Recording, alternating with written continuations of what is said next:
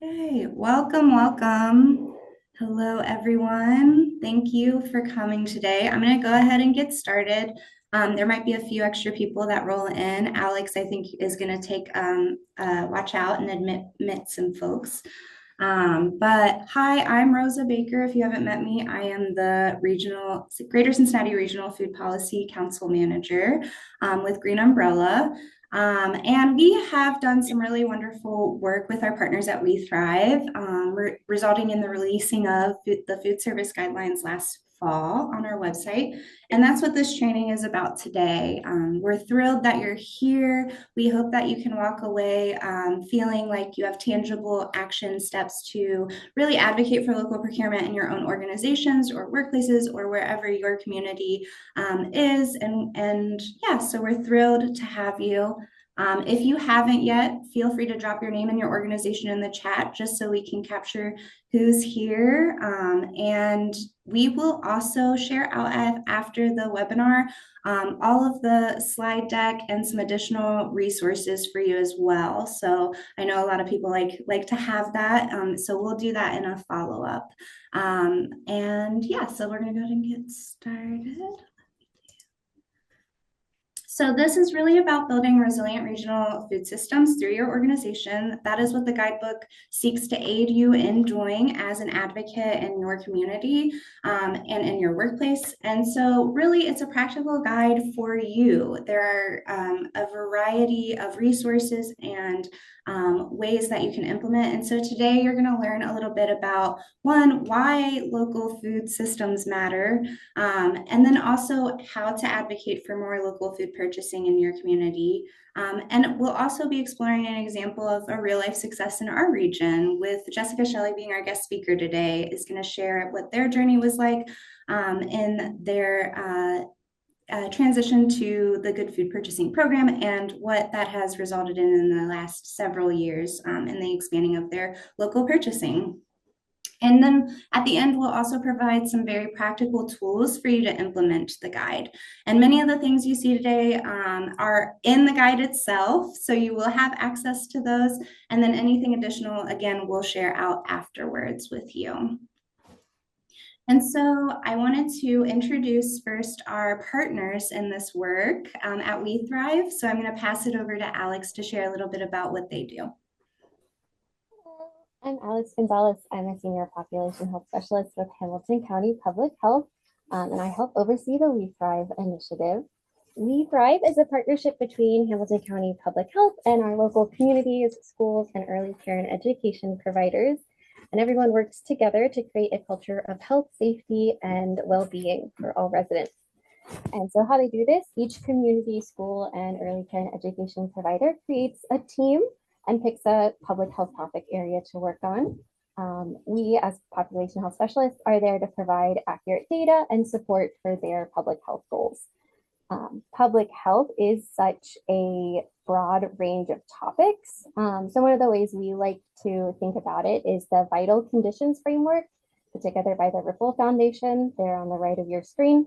And simply put, the vital conditions are properties of places and institutions that we all need the time to reach our full potential. Because these topic areas are so varied, collaboration is a key part of how WeTHRIVE operates. We recognize that community, school, and early care and education providers are the experts in their communities and where they live and work.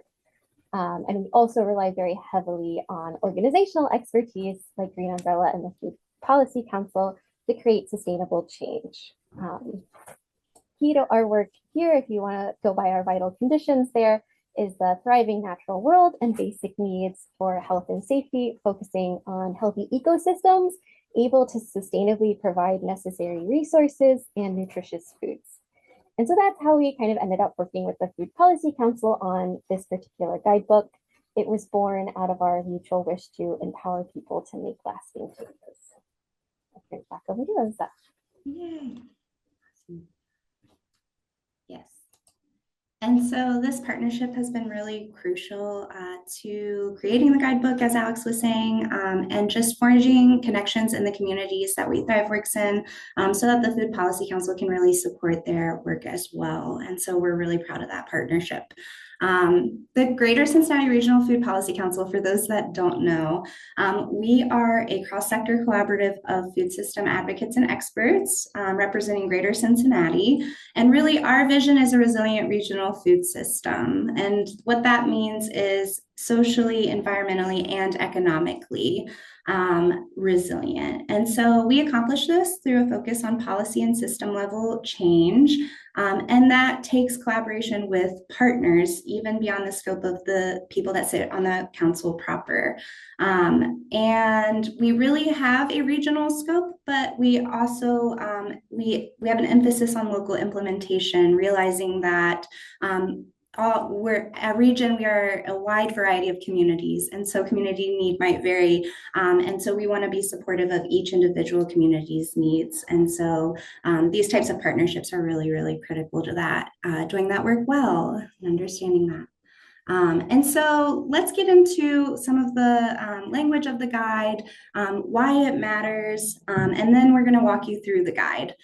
So first off, we want to talk about how do we define local food? There are a million definitions of local food. It varies project to project, organization to organization. It is very, it can be very wide or very narrow. There are a lot of different scopes it can include. And so we wanted to be really clear in sharing that what we consider local food in the context of this specific guide is 250 miles from downtown Cincinnati. And I think sometimes people are shocked by that. It's a big circle, right?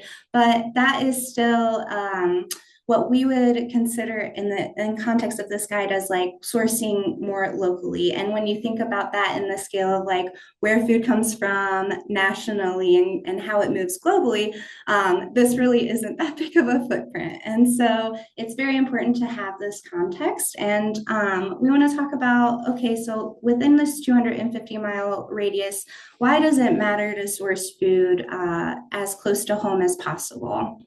And I kind of mentioned this when I talked about the Food Policy Council. These align with what our focuses are as well, because this is where we see the biggest impacts, right? So there's an economic impact of purchasing local food. Every dollar that we keep in the region is the equivalent to $1.80 to $3 if it were compared to sending it out or, it leaving the region. So when we reinvest and purchase local, we're reinvesting in our own economies, right? We're rebolstering that and keeping it circular. We're supporting local farmers and food artisans, and we're supporting their livelihoods. And then we're helping to create jobs in our own communities. So there are several economic impacts that come from local purchasing, but there are also environmental benefits, right? I don't think that most people know that food accounts for up to 34% of our global greenhouse gas emissions. And that's everything from agriculture to supply chains to transporting the food to storing the food, right? It has a very large footprint, the food system does. And so local sourcing really reduces that footprint by shortening the supply chains, encouraging climate safe agriculture methods, reducing packaging, reducing cold storage needs. And it really builds resiliency by feeding our soils, creating healthier soils in our region and protecting water in our region as well. And then the social benefits are also just so important. Obviously, if you're sourcing locally and purchasing locally, you're going to get a fresher product. It's going to be more culturally appropriate because it's going to be growing in your region, and it's going to be more nutritious food. And then also it increases food security in our region and access.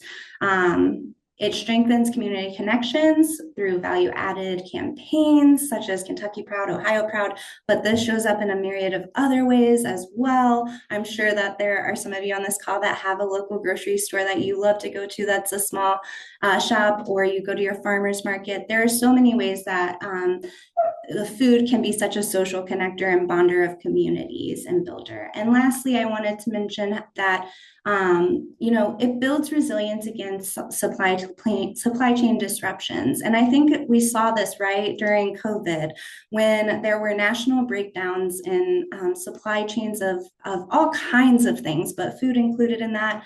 And there were a lot of things to navigate. We saw the importance of what it meant to grow your own food close to home and to be able to have that reliable relationship that doesn't just depend on one fragile system. So these are why this matters, and we hope that fuels you. And if there's one takeaway that I could give you, and I hope that you let this be your motto, is that when we purchase local, we invest not only in our neighbors but also in our planet. And these two things together are just so powerful to me and make food such a powerful way to interact and build resiliency in community where you are. And so we hope that you will use this as you begin to utilize and share this guide in your communities. And so I'm going to pass it over to our farm to school coordinator, Christine. Has been a crucial part of building this guide, really put a lot of work and research into this, and she's going to walk you a little bit through what the guide actually has to offer. Thanks, Rosa. So as Rosa said, my name is Christine. I am the farm to school consultant. And to start with just a little bit more background on this guidebook, it was born out of conversations within the institutional committee of the Food Policy Council like 2 years ago. So the Food Policy Council has since undergone another shift, but it was a small but dedicated group of people who were focused on what we could do, how we could advocate, what tools we could create specifically for institutions in the area. So we're not talking about restaurants. And honestly, our focus was not on the farmers. Obviously, the farmers are always in view, but it was what we can do from the purchasing power of the institutions. So that's how this started to come about. A focus for a long time was getting other organizations in the Cincinnati region to adopt the good food purchasing policy, which we'll hear more about. And that is a lofty, lofty goal. So we started talking about other small steps, baby steps that we could help organizations take and creatively think about to get them to that level. So that kind of actually entered the framework the same time that this collaboration between WeTHRIVE and Green Umbrella was on the table as well. So it was just like a perfect consensus of, all right, let's move in this direction, because one of the things that we're working on with WeTHRIVE is working with interested parties who want to enhance their procurement. So having a physical document that people can refer to and kind of guide the conversation is what developed. So a few things as we're going through this to just have as housekeeping is key terms. It always helps to have a shared definition of items that we're talking about. And this is a little heavy on language that depending on where you're coming from in the food system, you might be very aware of, or you might not be. Rosa thankfully already got the big one, which is local. And I can understand how seeing 250 miles feels like, oh man, that still doesn't feel local. But when you really put it in context of seasonality, there might be things that you're able to get within that 250-mile radius in, the southern part of Kentucky that otherwise you might be going to California for, if you're paying attention to the seasonality and that local genesis. Also, that's not saying, oh, 250 miles is what you have to do. You can choose to pare it down. It's easier to pare down than it is to kind of set too stringent of a boundary at first. And we have a really unique region as well. It's easier for us to give a mileage because we can pull so easily from Kentucky and Indiana. And in some of those cases, that's much closer for us than, say, just keeping within the state of Ohio. So mileage is key too.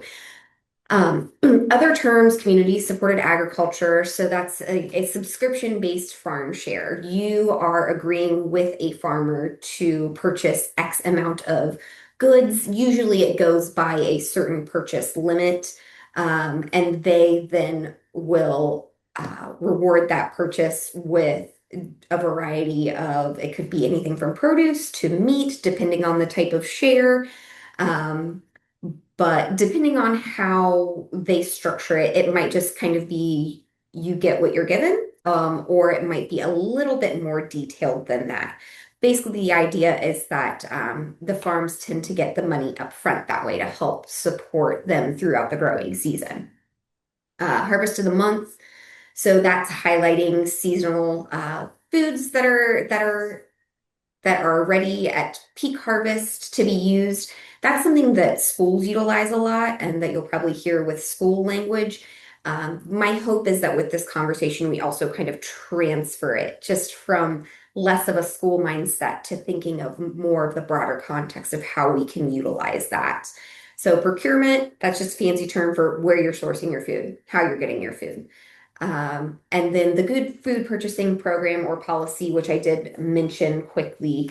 So that is something you'll be hearing about that Cincinnati Public Schools adopted about a decade ago. And that is a values-based purchasing policy where you are graded and audited based on what you're purchasing locally, the environmental sustainability of what you're purchasing, whether it's coming from a valued workforce, animal welfare, and then in the past couple years, they've also, sorry, nutrition. And then in the past couple years, they've also kind of added I would say the blanket or the umbrella, if you will, of all of those should be held within a context of equity, accountability, and transparency. So it's a very all-encompassing kind of gold standard of how you can go about purchasing locally, environmentally friendly, and ethically in your organization. All right, Rosa, we can go on to the next slide. Great. So getting through some key terms, this is just to help you kind of drum up thinking about where you are starting. I like to point this out because for me, at least, going into this world, I never thought about organizations that I worked with, what the routes were to getting the food in the on the table inside the area. I just always kind of assumed like, oh yeah, it's part of our organization. But most organizations at this point use an extra service. They actually contract out. I worked at a school where we had a kitchen, but we didn't utilize it at all. It was a small charter school, and we contracted out with a company that brought things in warming pans every single day. So think about the organization that you're representing, that you're interested in, how food interplays. Is there somebody, are there staff people that are actually serving and cooking every day? Is it coming and are they employed by your organization? That's a very important distinction. So you can just kind of see how that's laid out here for helping you think through all of this. Go on to the next slide here. So after thinking about that, just some guides of who to connect with.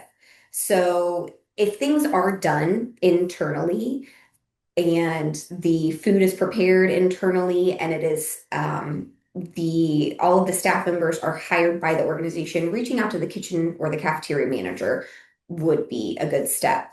If not, if it's something larger, then you might want to go to HR or your leadership. You'll see here we have some options of doing more like employee programs that are a little bit more hands off for when food is not directly served. So that would be an HR thing. Also, food service contractors, you might need to actually talk to them directly if you have like an Aramark or Sodexo coming into your organization.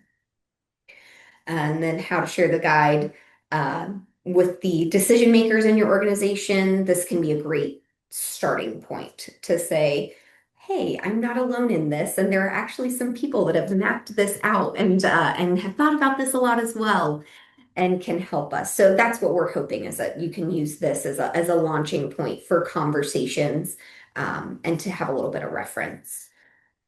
So if you want to go on to the next slide.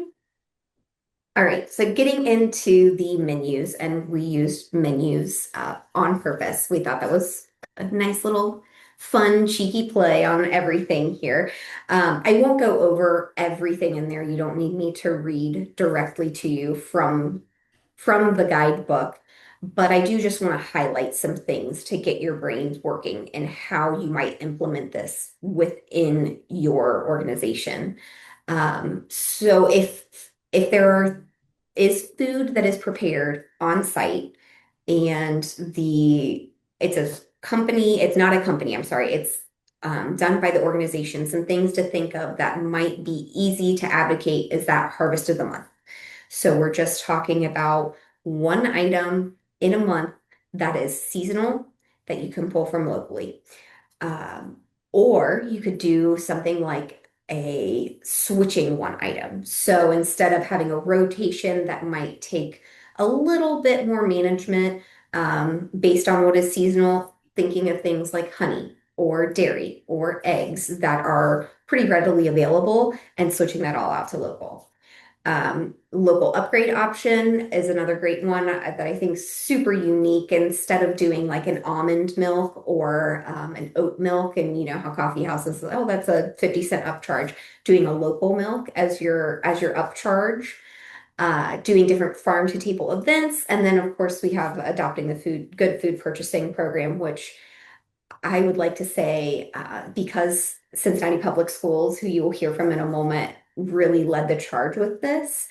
Um, Doing a heavy lift like that is always better with friends.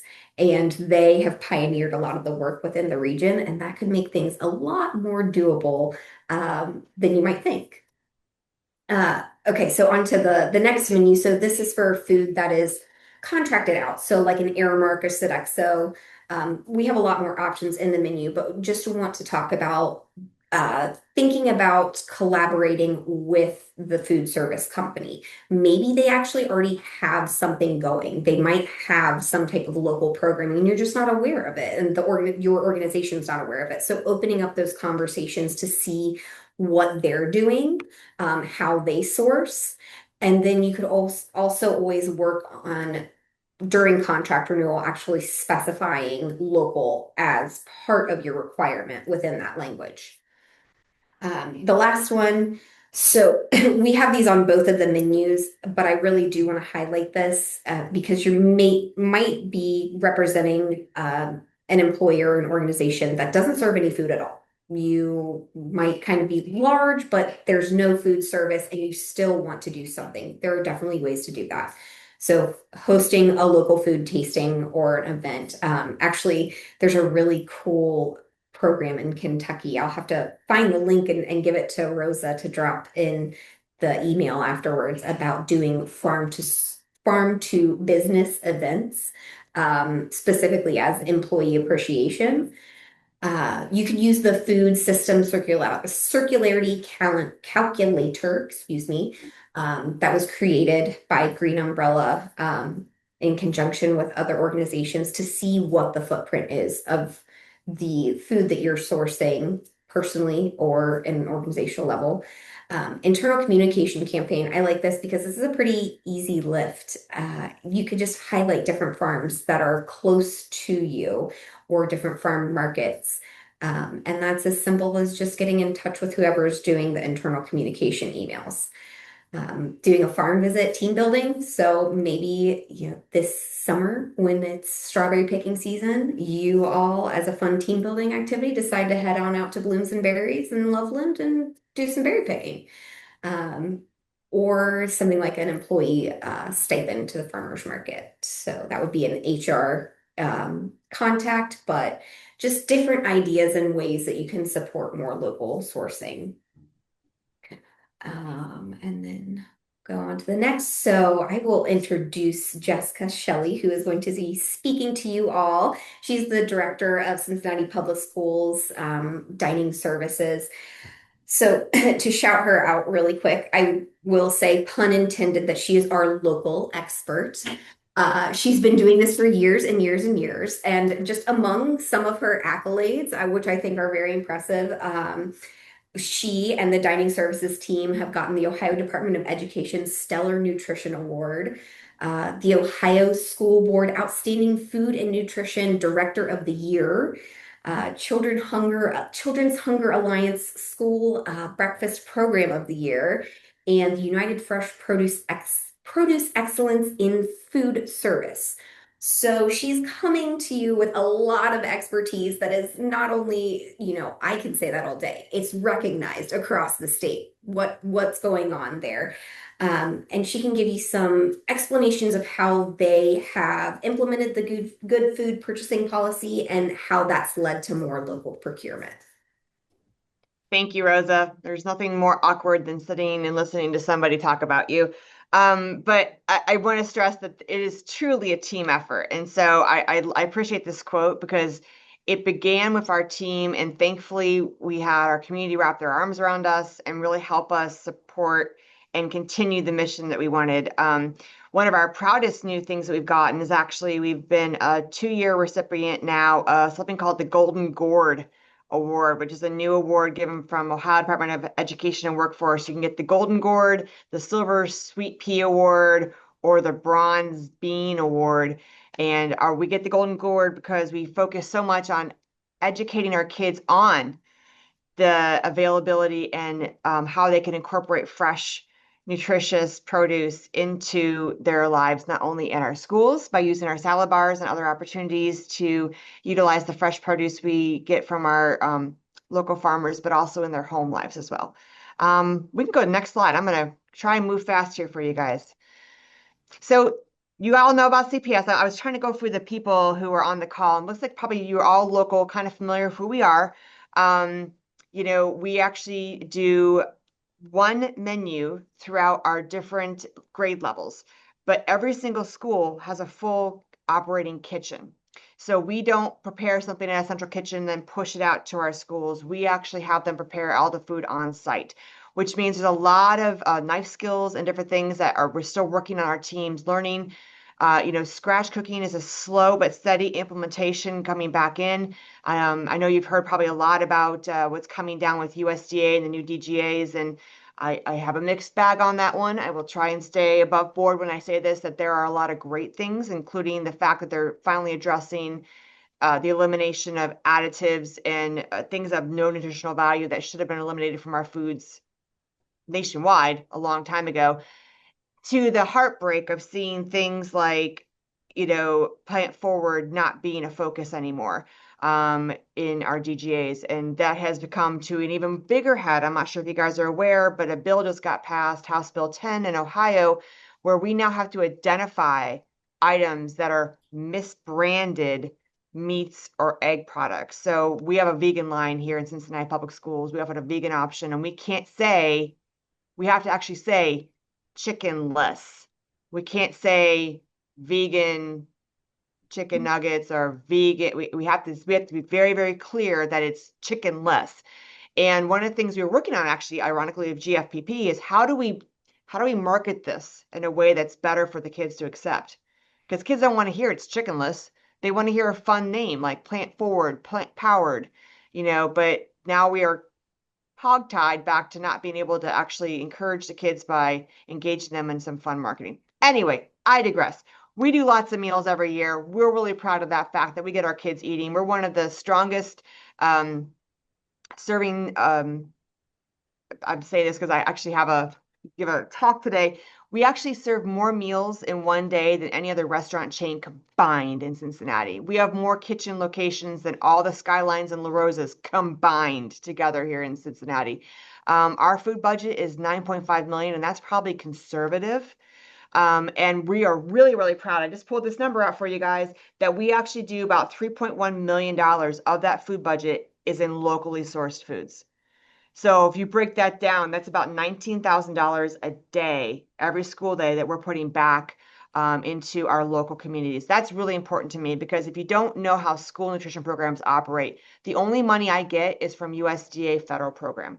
I don't get anything from general fund, from city, from state, from county, from local, from levies. I don't get anything. So if I'm getting money from Washington, D.C., you better believe I'm going to pump it back here in our Cincinnati economy. So I think the numbers are there. I'm not going to repeat and read from slides, but I think it's really important that we really focus on that 250-mile radius. And that farm and vendors includes everything from our produce to the fact that over 90% of the milk that we serve is from Ohio dairy farmers, those small dairy farmers throughout Ohio. The wheat that we get is from Indiana, and it's brought to Klosterman right over in Kentucky that actually make our bread for us. So we really try and trace back everything. Our chicken is processed at Cook Foods in Fairfield. We actually go and walk through that plant with them and look and see where things are going to make sure that we're really making that connection best we can. You're going to see that we actually focus on local products like our local apples. And we make that connection with our kiddos by actually giving them our farmer trading card. And you can't really see these, but these are the most fabulous thing in the world.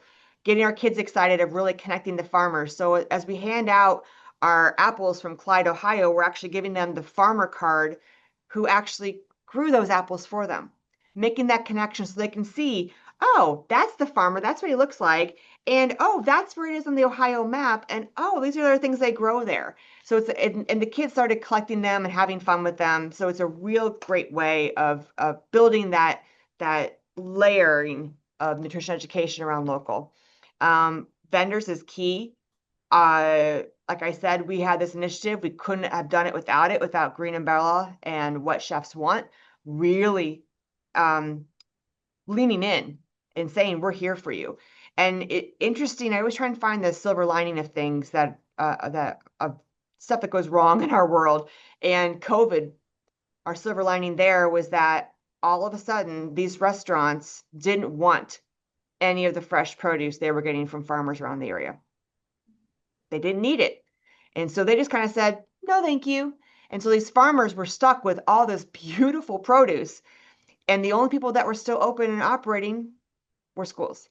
And so we said, we'll take that produce, we'll take it, we'll give it out. And so we started incorporating that fresh produce into our meals that we hand out for kids. We had fresh produce boxes that we had grants for that we supported out for families. We worked with La Soup and wrapping around. So we had a full line of meal planning with our families with local produce. And that partnership carried on past our time of COVID. So that's how we really began building those relationships.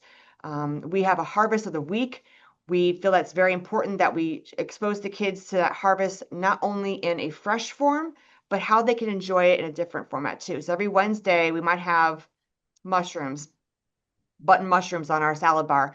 Every Wednesday, we're roasting those mushrooms to make sure the kids can experience them in a different flavorful profile.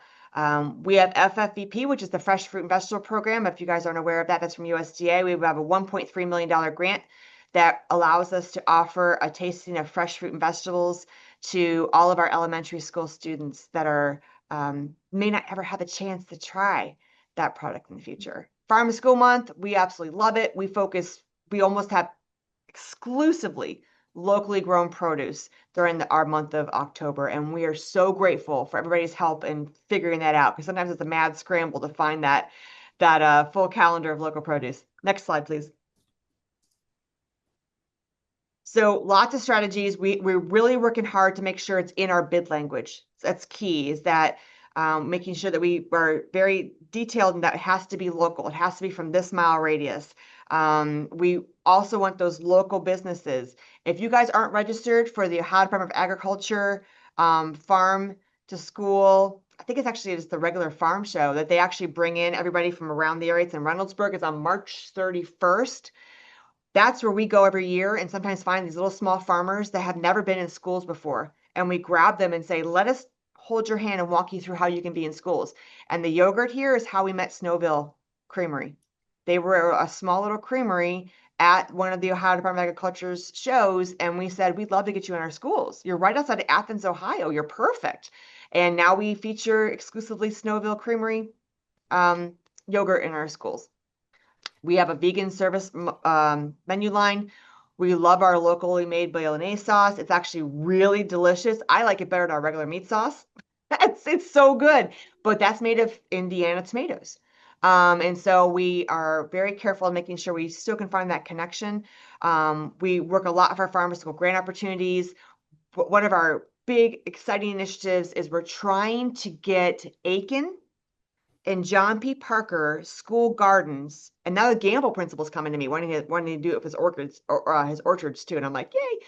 We're trying to get them GAP certified, which is general agricultural, good agricultural practices. What that does is allow us to actually procure that produce from the school garden. And when we are able to pay them, then they can use that money to reinvest back in the program, and that program becomes self-sustaining. So instead of having to go to general fund or risk it being cut during a budget deficit, they know that we're always going to be there to purchase that produce and be able to provide them money for new soil, new seeds, new greenhouse, water, whatever they might have to do to keep that program going. So we're really excited to make sure that we're working with our teams. We're part of the plants grant. If you guys have heard that, USDA plants with Cuyahoga, believe it or not, thank you, Cleveland. Cuyahoga Public Health included us in it. And so we're looking at how we can incorporate some more local produce, local foods, or possibly do additional GAP certification for things like tower gardens. Can we GAP certify a tower garden in certain schools? So we're looking there. We're always looking. We're always trying. Oh, there they are. The farmer's training cards right there. Yay. Serving line marketing, we're always trying to grab the kids' attention. Lots of digital marketing. Every single one of our lunchrooms has a big digital monitor that's constantly flashing information at them. This is one of them down here from our delicious red peppers that we got from Tiffin, Ohio. Making sure our kids kind of know and have something to, when they're looking at something as they're going through our line, hopefully they're looking at all the delicious fresh produce that is there for them coming from our local farms. We have digital magazines that we actually put out into all of our classrooms that go over all the different fresh fruit and vegetable program items that we're being served out for teachers to share with them. Next slide. So I'm going to kind of I'm going to kick it back to Rosa because this is how they really do a good comparison. But I'm going to say one last plug before I step back, and that is that please, please, please, we are an island onto this program and process. There is nobody else that is doing this. Nowhere. There are only 12 school districts in the entire country that are doing this. And there is nobody in our region that is doing this. If we could get Pill Hill, Children's Hospital, University of Cincinnati, Northern Kentucky, Xavier, Cincinnati State, their culinary program, Good Sam, try out somebody else to jump on board, it would give us such a better purchasing power. And that's what we really need. We need people to buy into this. We need that volume to get the purchasing power so we can bring the prices down. Because when the prices come down, then we have actually more people who are able to buy into it too. Then I can call my friends in Oak Hills and Forest Hills and Kings and say, hey, I've got a lower price on this product. Come buy it with me. But right now it's really hard to do because I don't have a collaborative partner in my industry. Does that make sense? Yes. Yay. Thank you all. Thank you, Jessica. That was amazing. Thank you so much for sharing about the process, about some of those tactics. And we really do appreciate your partnership. So, and then I just want to share these reports and these metrics. We included at the end of the guide a case study on CPS and the Good Food Purchasing Program and all the amazing work that has culminated in and where it's brought them. So this is all available in the guide at the end as well for you guys to review and feel more inspired and see those numbers and use these numbers to inspire other organizations. Because like Jessica was saying, the more people that we can get in on this and the more that we can share, the more that we can increase our purchasing power even as a region. So just wanted to share that. Awesome. So what now? And now that you're properly inspired and you see the importance and you see what some of these tactics can do in action, and you know the guidebook is there and that you have these resources at your fingertips, how do we really bring it to life in your organization or community? And so I want to talk through some really tangible entry point actions and how you can really start in being an advocate. And the very first thing is just crafting your elevator pitch. So how are you making the case for local food in 60 seconds or less? And this is something that you can map out. And I would encourage you, to keep in mind your audience, build a few of these. And there are examples in the guidebook as well. And we'll walk through some of those here in a second. But this really just shows you you need to start with where your audience is. What do they value? And then meet them where they are. And then also identify what's missing. What is the opportunity there? How does local food address that? And then what is the action that you can pair with that? And that can be one of the actions listed in the guidebook. It can be introducing a harvest of the month. It can be doing one of these tactics. It can also be bigger than that. I think the guidebook is really not, I want to be clear in that it's not an exhaustive list of how to do this work, and that you are really, you are capable of being creative too. And if there's an opportunity that's not listed there that you see in your organization, take that opportunity and say, maybe it's a food box or something completely different. I think that is just wonderful. And then propose that action and show what success would look like for your organization or your community. Really, really illustrate that. And so I had a few example ones that we wanted to share. So so that you could see how this might fit different audiences, since that's such a crucial part of this work and meeting people where they are. And so one example was, if you have a connection with leadership at your organization, you can really enter by saying, our community expects us to walk our sustainability values. Local food purchasing cuts carbon footprint while supporting regional farms. Starting with the harvest of the month costs us very minimal extra, but would show, demonstrate real leadership. So can we pilot this next quarter? Can I help contribute to planning or implementing that? I would also say you can build power within. So if you're feeling a little on an island, find other employees and coworkers and start just having conversations. Are you guys interested in finding more local foods to serve in our cafeteria, or to support more local agriculture? Is that something that you would be interested in?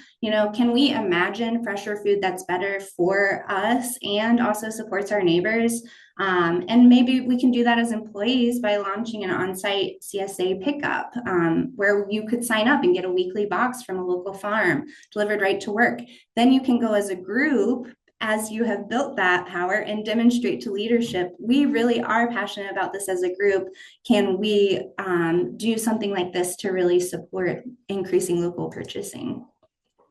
And then another example would be for if you have a connection directly to the food service provider, if you are in a position of leadership and you are making those contract negotiations, that is such a great and wonderful lever of change that you could really implement, and say, our contract renewal is an opportunity to really reprioritize local, and maybe even mention some of the stats that Jessica mentioned about CPS. We've seen other organizations do this and see real success and how this plays out. And so can we bring that here? 68, and then maybe it's, data gathering on your own end. So it could be, for example, 68% of our members or our employees are really wanting sustainable options. Can we set a goal and choose a number? Numbers matter. They make it feasible, they make it measurable, and then when you've had that success. So can we set a goal of 15% local spending and track it quarterly using some of the GFPP, good food purchasing metrics? And so these are just some examples to get you started. Again, I encourage you to think through the guide, review it, really stew on it compared to where your connections in the community are, and then craft one of your pitches to be towards that. So these are really just examples. And then another big thing is crafting the pitch is the first step, but then there's preparing for the response, right? Like this isn't an easy thing to necessarily ask. And so I think anticipating some of the common objections are super helpful to mentally prepare you with what they might say is like not feasible and how you can illustrate that this really is feasible and no matter what scale you're working at or have. And so I had, it's too expensive is a common first response when you talk about local purchasing. I even saw this in my days working in restaurants when we were talking about local procurement. I think that you can have a response to that is really showing how local options can be cross neutral. That's actually a myth. It really depends on seasonality, abundance, what they have. It really, and there are organizations that have illustrated doing this within existing budgets, CPS being a great example of that. Can we like sit down and run some numbers together? And then maybe the next step for that is like, and also there are options to start small, right? Let's do one item, or maybe we could do, a one-time thing just to even test and see if people like it, like a special menu. It's too complicated. We don't have time.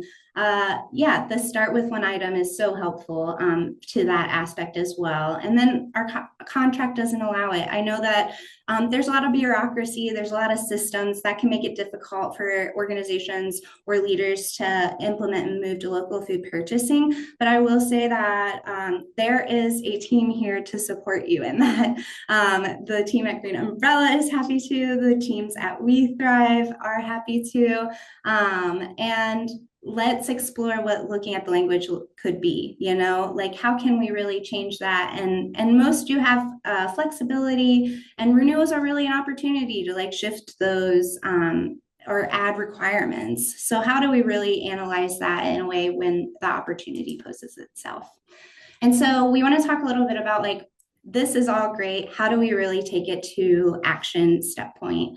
And one thing is we're moving from inspiration to implementation. And we really hope this guide does inspire you, but we hope it provides really tangible ways for you to get active and activated in your communities and implement. And so we created a little worksheet that we'll share out post webinar with you. And it's really just a fillable worksheet that creates an action plan of, identifying the who in your organization can be your connection, that entry point, choosing from the menu in the guidebook, or coming up with your idea of what that action could be, and then committing to small steps over the next 30 days and mapping out your further goals for the future. So we'll share that out after the webinar. But even beyond procurement, there are other ways to celebrate and advocate local food. And so we hope you're inspired to do that as well. Again, just connecting and highlighting with local food producers is such a great step. If you have communications like newsletters, emails, or even signs in common areas like staff areas or break rooms, like use that as an opportunity to share about local food and celebrate and just educate people that there is a plethora of really wonderful producers providing great product here. Provide employee stipends for farmer market purchases if you are in leadership or in HR, and if that's something you can negotiate in benefits. There are other ways to creatively incorporate even beyond just like actual cafeterias. And so I really just want to encourage you to be creatively thinking about that. And even offering discounts on like, insurance or CSA participations could be another example. And so even beyond the guidebook, I want you to know that like, I am here to be a resource for you. Green Umbrella is here to be a resource for you. The guidebook itself is a phenomenal resource, but if you get through that and you've started this process and you hit a wall and you're not sure where to go, please let us know. Like, fill out our interest form, email me, let us know, and we will help to kind of help you assess and to figure out what the next steps are for you. Join our movement and share your success. So if you do this and you really do have a win, let us know. We would love to share your story just the way that we love to share CPS's story. Every story, no matter how small or big, matters. We build power slowly with the small small points as well. And then connect and follow us for more on this. And you can even share it by tagging us on social media if that's how you like to share your success and communicate. Awesome. So we have 8 minutes left, and I just wanted to open the floor for the opportunity to do a really quick Q&A if there was anything that came up during this that you're just still curious about right off the bat. Feel free to come off of mute and just ask questions, or you can drop your question in the chat. And I know that Alex has been monitoring and can kind of voice that as well.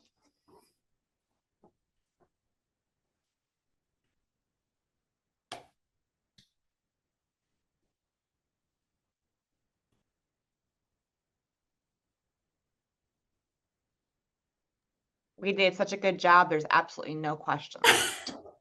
That's what I was thinking. Well, that's awesome. I mean, I do want to shout out David Rosenberg is on this call, and Maddie Shera is on this call as well. And they were a part of that initial institutional committee that helped bring this. They were in the brainstorming and helped bring this to life. So I want to shout those people out who are here. yes. Thank you, Christine. And thank you, Maddie and David. It looks like Robin has a question. Oh, okay. Is it in the chat? Nope. Oh, sorry. Go ahead, Robin. Hi, this is great. Congratulations on putting together a fabulous document and a great presentation. I want to kind of circle back to what Jessica talked about building coalitions with other larger institutions and kind of what that could look like, right?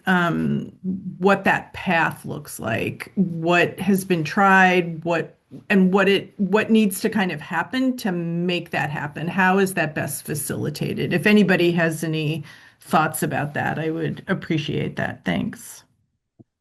Yeah, I think immediately off the top of my head, and Christine or anyone else from WeTHRIVE, you guys can build on this if you have more to add, is one, Green Umbrella is really a connector. I know you know that, Robin, but like we really kind of play that role of like, what does it mean to find those isolated happenings and really pull them together to build more power and coalition and movement.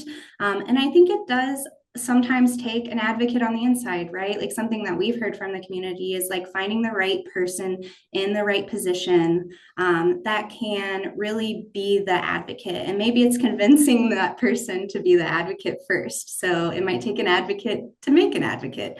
So I think it could look a lot of different ways, but I do think that that is part of what we're trying to do is that coalition connection, learning from each other.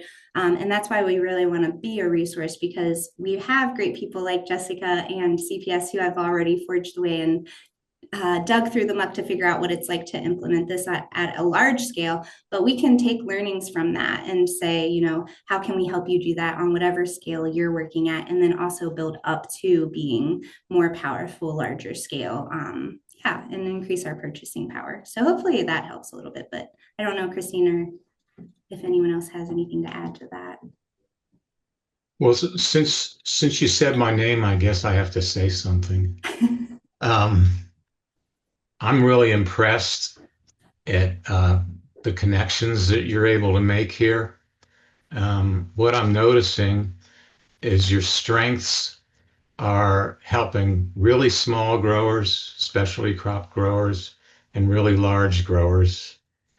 And that medium-sized growers are lacking. And I think that until you get really good farmer input into why that's true, you're missing out on the bulk of the farmers and the ones that are the most efficient and cost effective.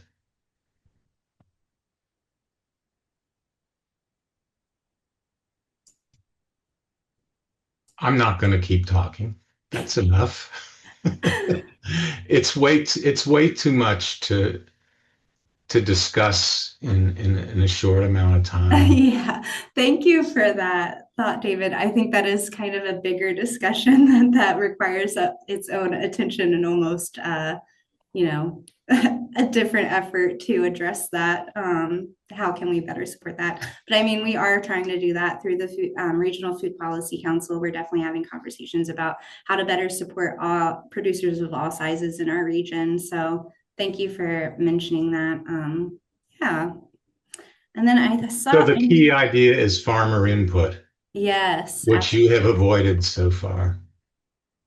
well, we do have Emily on our food policy council, and we have an urban ag Nate specialist that's on our council now. And then we are working to strengthen connections with our regional farmers as well. I think Elizabeth also had a question. Do you incorporate organic produce and educate on organics? I think you can incorporate organic produce and education in your own process of making these connections and advocating for local food procurement. But I don't know that it's like necessarily called out in this guide specifically. So, David, I will say, yes, the farmers need to be brought to the table. Part of the issue is being able to meet the farmers where they are. I think we all kind of have different and various connections and can get information in different and various ways and bring that to the table for them. But that's a challenge that I'm on a couple statewide boards. That's a challenge that we are facing in multiple areas and avenues, because the resources to go out to everyone's farm aren't exactly there. And that's unfortunately how the older and the aging farmer population tends to want to work. So that is something that continues to, I would say, be an opportunity for growth. But what this is right here, the bottom line is if people don't care where their food comes from and people aren't inspired to purchase locally, then it doesn't matter. So we are coming at this from the consumer point of view and getting people energized from the consumer point of view, because that is a rallying point that needs to be had. Because right now, people will just go and purchase whatever from Mexico or Peru, without the proper tools and education of why it matters. So that's kind of developing the opportunity is what this focus is. The problem you're facing is there's a much larger demand for local food than there is supply. And that's why it's so important to get in touch with the farmers. When we were brainstorming this, I was plugging for a regional farmers conference so that you guys could hear what they have to say as well. I know we're at time, so if people need to jump off, that's fine. Jessica, did you have one thing to add too? I saw your hand, but if you have to go, no worries. A couple little things here. So I'm listening to David, and he's absolutely right. First of all, schools have to buy American, which is we have an advantage to that. We're actually required to. We can only purchase 10% outside of America. Most of that for us is bananas. So we're required actually to buy America. That's we're restricted on that. I did want to, and you're right. There isn't enough to go around. This is one of the biggest problems is that if we all begin to buy local, there's not enough. We do 844,937 pounds of fruits and vegetables each year. So there's no way everybody locally can support us and support other schools. But I'm snooping around on your website, David, and I see that you do microgreens. So I might want to get in touch with you personally because we're looking. I'm looking over here to my What Chef Want people because we've been looking for sweet pea shoots. Maybe you can help us. So just I'm listening. yeah, no, I mean, we'd love to work with you on that. Maybe grabbing some stuff from you. That might be a level of that we can add into like our salad bars, on a salad bar day. So it's not something because literally the poundage that we need, we would clear out your entire farm, so we want to make sure that we're looking at that. So just want to throw that out to you, but there's always possibilities to tiptoe into things. I guess is my point, is that when we're working with farmers, sometimes we tell them we need, enough, the volumes that we need for our schools, they can't do it. So we try and find how we can incorporate it in and still utilize them in a way that's meaningful without decimating all of their other products. And we have no money, just to be completely transparent. I have about $1.70, about $1.27 for a lunch meal. And that's got to include my protein, my grains, my milk, my cup of fruit, my cup of vegetables. So I don't have a lot of money to play around with, but this is something that we might be able to work with you on. So just throwing it out there, but that's it. Thank you. And unfortunately, I do have to jump to my next meeting. I told them, I warned them I had to go at noon, and here I am late, which is. Thank you, Jessica. I Bye. make sure I told David that, because I was like, ooh, a microgreens. So talking about sweet pea. So thank you guys. Have a good one. Yes. And thank you everyone for attending today. Hopefully you're inspired, and yeah, we look forward to having more conversations and following you along on your journey.